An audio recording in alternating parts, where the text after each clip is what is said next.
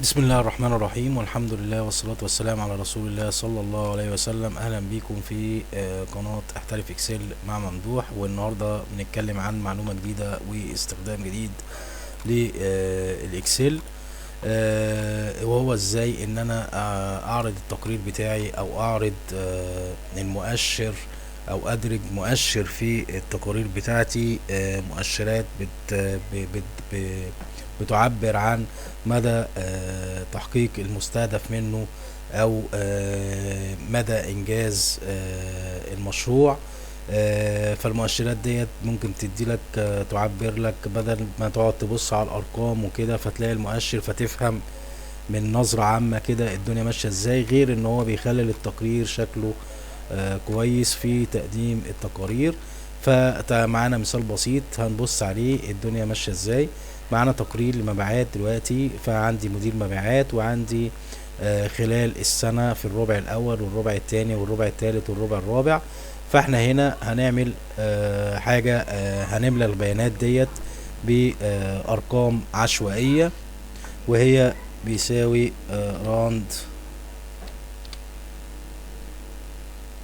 راند بتوين. ويختار كده لما افتح المعادلة واقول له اعلى اقل رقم 1000 واعلى رقم 25,000، فهدوس اوكي. وهاخد المعادلة سيلكت كده على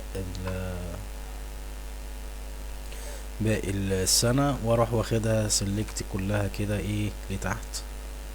فهو كده ايه هيديني ارقام عشوائية، هي هتحدث يعني كل شوية بتحدث بعضيها كده شوية. يعني دوست حاجة، دوست ديليت مثلا، دوست انتر مثلا، كمان شوية هتلاقي بتحدث، هي بتحدث الارقام لوحدها. طيب بالنسبة للمؤشرات انا عايز اقول عايز ابقى اوضح مؤشر يوضح ايه الارقام دي، يعني يوضح لي هل هو ماشي ازاي، ماشي يعني بادئ من اعلى نقطة نزل نقطة تانية كده، مؤشر او شرط.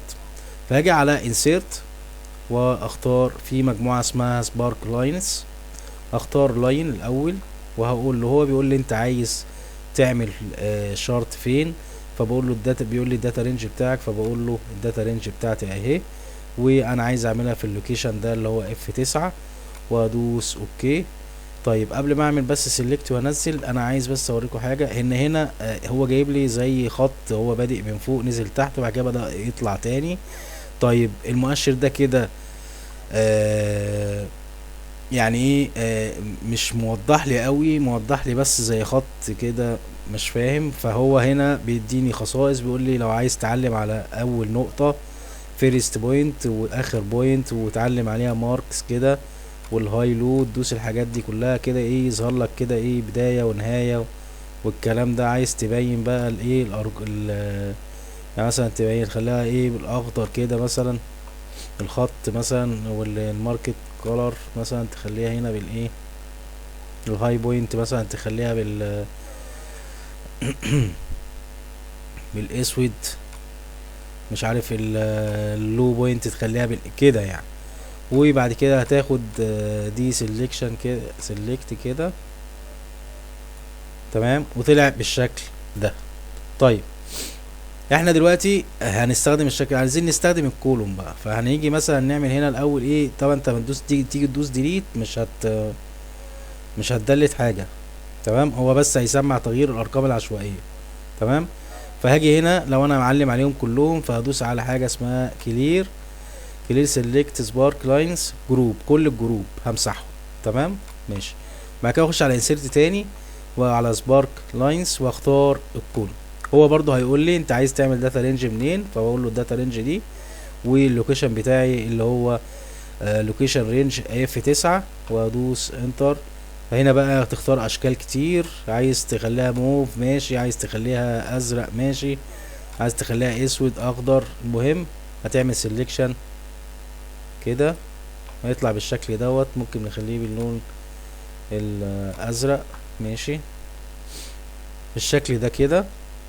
يعني انت اول شهر اول ربع كنت الدنيا كانت ماشيه كويس، بعد كده نزلت تاني، بعد كده طلعت شويه صغيرين، بعد كده نزلت تاني، تمام. فده مؤشر برضو بيديك الدنيا ماشيه ازاي. طيب لو حبينا نجيب نختار الواين لوس دي، هنقول الداتا رينج بتاعي اهو، واف 9 طلع لي 4 حاجات كده كلهم مستوى واحد. طب ايه بقى الحكاية دي؟ الحكاية دي في ايه بقى؟ هو هنا المؤشر وايل نص ده اللي هو ايه، لو في خسارة مثلا بالسالب او حاجة لازم يوضحها لك. يعني لو هنا مثلا سالب 5000 هتلاقيه راح منزل لك مخلالك باللون الاحمر ومختلفة. لو هنا مثلا سالب 10000 راح منزلها لك هنا يقول لك ايه الخط دوت او الكلام دوت كده ايه في حاجة غلط. فانت هنا بقى ايه بعد ما تخلص كده تروح مسطر بقى ايه، تروح عامل الجدول بتاعك البوردر، وتختار مثلا لون كده ايه ماشي، وتختار تقفل الخانة كده بحيث ان هو يبقى شكله بالشكل ده. ده كان موضوع حلقتنا النهاردة، ورب يكون الناس استفادت من فيديو النهاردة. وما تنسوش دعم القناة فضلا لا امرا، اللايك والشير وتفعيل الجرس والاشتراك في القناة. وشكرا جزيلا لكم، والسلام عليكم ورحمة الله وبركاته.